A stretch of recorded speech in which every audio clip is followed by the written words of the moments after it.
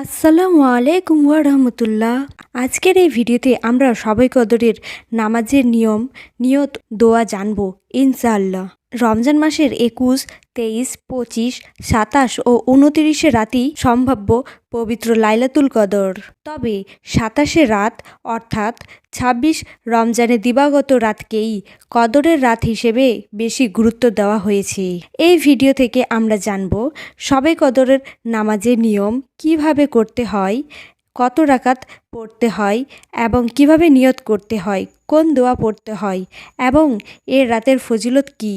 তাই ভিডিওটি না টেনে সম্পূর্ণ দেখুন। সবে কদর একটি ফার্সি শব্দ। সব শব্দের অর্থ রাত্রি। আরবিতে এই রাতকে লাইলাতুল কদর বলা হয়। আরবি লাইলাতুল এই অর্থ হলো রাত্রি। কদর শব্দের অর্থ হলো সম্মান, মর্যাদা, ভাগ্য, পরিমাণ ও তাকদির নির্ধারণ। তাই আমাদেরকে সব মুসলমানদেরকেই উচিত এই রাতে ইবাদত করা। লাইলাতুল কদর অত্যন্ত গুরুত্বপূর্ণ রাত। পবিত্র কোরআনে ও একাধিক হাদিসে বর্ণিত রয়েছে যে এ রাত হাজার মাসের অপেক্ষায় উত্তম।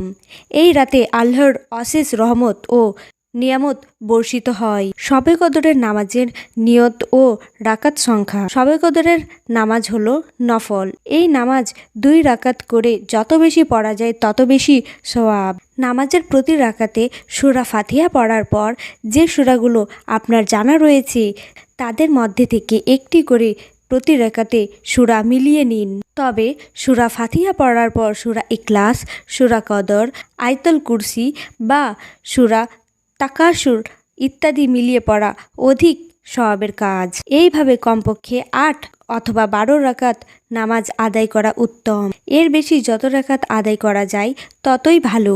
এছাড়াও সালাতুল তওবা, সালাতুল হাজাত, সালাতুল তাসবিহ নামাজও আপনি পড়তে পারেন এবং পাশাপাশি রাতের শেষ ভাগে তাহাজ্জুদ নামাজ আদায় করার অবশ্যই চেষ্টা করবেন।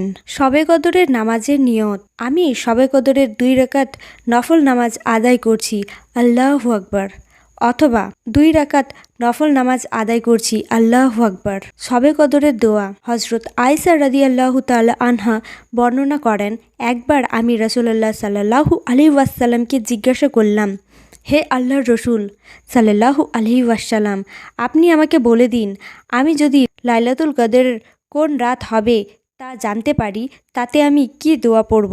রাসূলুল্লাহ সাল্লাল্লাহু আলাইহি ওয়াসাল্লাম বললেন, তুমি বলবে, আল্লাহুম্মা ইন্নাকা আফুউন তাহিবুল আফওয়া ফাফু আন্নি। আল্লাহুম্মা ইন্নাকা আফুউন তাহিবুল আফওয়া ফাফু আন্নি। অর্থ, হে আল্লাহ, আপনি ক্ষমাশীল, ক্ষমা করতে ভালোবাসেন, অতএব আমাকে ক্ষমা করে দিন। মুসনাদে আহমদ, ইবনে মাজাহ, তিরমিজি, মিশকাত শরীফের হাদিস।